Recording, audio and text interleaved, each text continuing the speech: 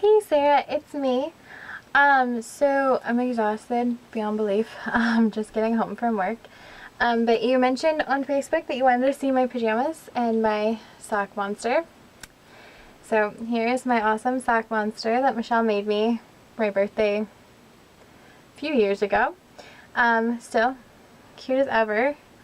And my pajamas, I don't know if you can really see them, so I guess I will attempt to stand up.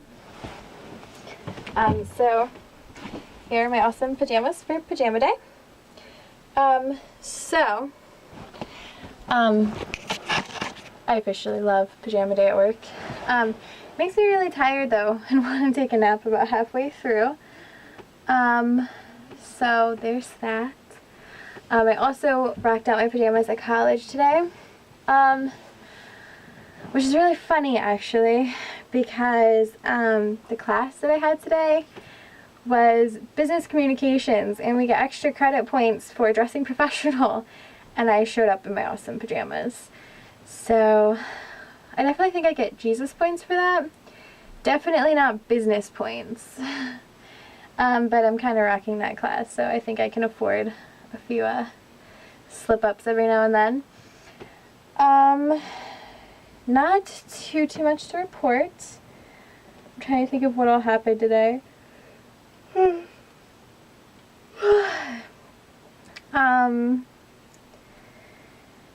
went to class. I didn't have coffee this morning. That sucks. We ran out of coffee, so we made 4 cups instead of 10. So we just, used half the amount of coffee because that's all we had. Which seemed like more than enough. If a half a cup makes 10 cups of coffee, a quarter cup should easily make 4 cups. But when I went to go, it looked like dirty water. It didn't look like coffee. It was very sad. So I'm not entirely sure what went wrong. May have been too early in the morning, and I may have misread the measuring cup. But Michelle actually was the one who helped me make coffee this morning. So she should have been on the ball. Really tired, kind of loopy. Don't really remember the drive home, which probably isn't a good sign. But I made it alive. I don't think anyone was injured. There are no new dents on the van. So, all positive news. Yes, I went to class. I didn't have coffee. I went to class. I drank massive amounts of coffee after class and during work to make up for the lack of coffee this morning. Yes, so there's that. Nothing really too new to report. I know I've said that like 5 times now, so in case you didn't hear me the first 4 times, 5th time's a charm. So my phone has successfully made it through the entire day. It's just still making the weird texting noise, which is really obnoxious. I still can't fix it, and I don't want to hard reset it because my hour-long interview is on there and refuses to upload to the computer, and there's that. I can't lose that since my 10-page paper is based around that hour-long recording of my interview.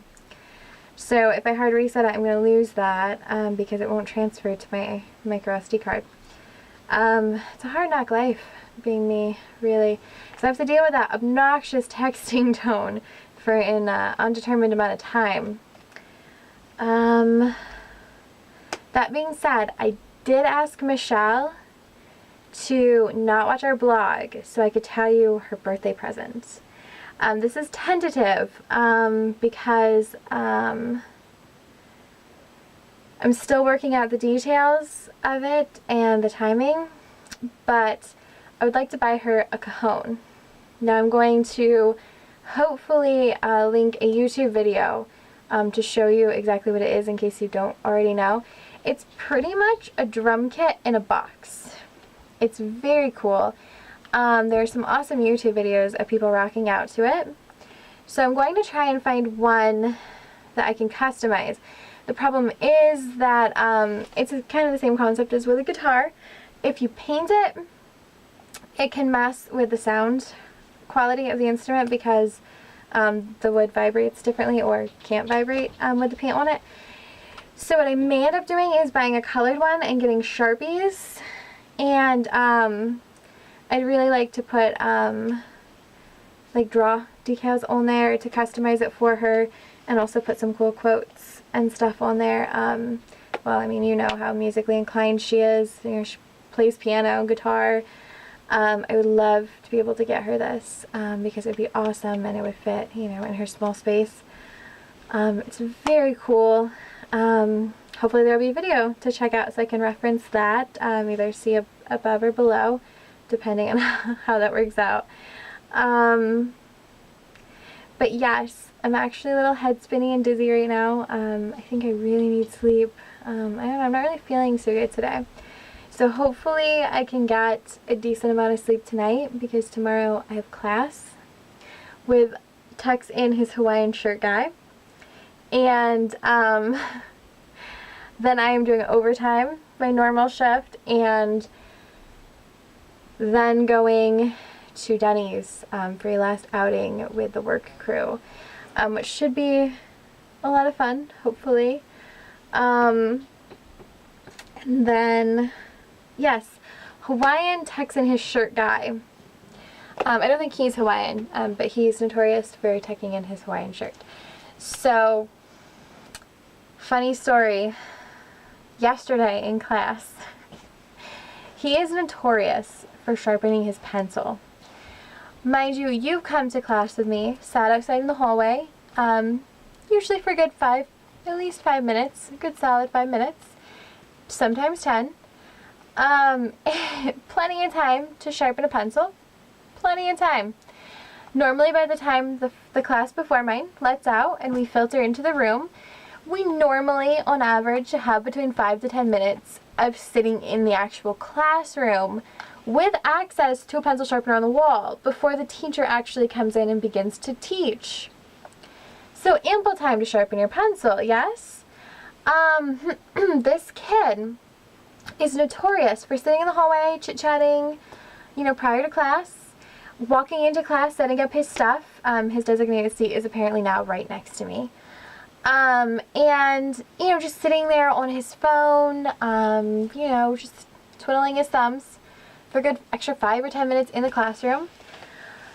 And then as soon, without fail, the teacher will come in, and the teacher will go up to his podium, and he'll start lecturing. This kid decides, you know what I forgot to do? I forgot to sharpen my pencil. So he pulls up his single pencil, which throughout the course of the semester, I have seen this pencil get shorter, so I'm convinced he literally has one pencil. And he must take some serious notes if he has to sharpen it every class.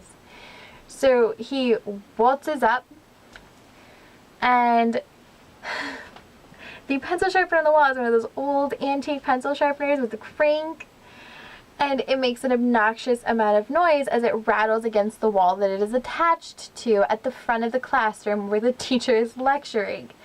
So he gets up there with his pencil, and he stands in the front of the class, and he just cranks that thing.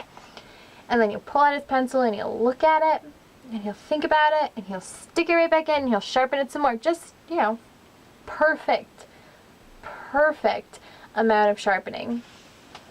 When he is satisfied that his work is done, he goes back to his desk. Now, this is obnoxious, but we've all sort of grown accustomed to it. Yesterday, he threw us all off. He's sitting at his desk, per usual, and he stands up, and he walks to the front of the row, and there's this woman, very nice lady, minding her own business, taking her notes with her pen, or perhaps her pencil that was already pre-sharpened before class, and she's, you know, just doing her thing, and he walks up to her desk, and you can see her jump because she's not expecting him to approach her. Walks up to her desk and literally reaches over to grab something, and I'm giving him the benefit of the doubt, right? Like, I'm thinking, you know, maybe there's like a sign-up sheet, or there's something, you know, publicly accessible that is on her desk that he needs to grab. And, nope, he goes for her personal handheld pencil sharpener. And as he's reaching for it, you can hear him loudly whisper. Like, I don't know why he even attempted to whisper, because everybody in the room could hear him. "Can I use this?" And she very awkwardly and timidly nods her head yes, and is giving him an awkward look. And so he grabs it and starts to sharpen it at her desk and realizes it's kind of creepy. At least I'm thinking that's what he's realizing. I'm kind of putting thoughts in his head. So he starts to walk back to his desk. And then he must have thought, wow, it probably looks like I'm stealing her pencil sharpener. So then he proceeds to walk to the front of the class and stand next to the wall pencil sharpener and just sharpen his pencil by hand for an obnoxious amount of time. And when he's finally reached the perfection of sharpen, he puts it back on her desk and goes and sits down to proceed with the class. I realize that story is really obnoxious and pointless, but it bugged me.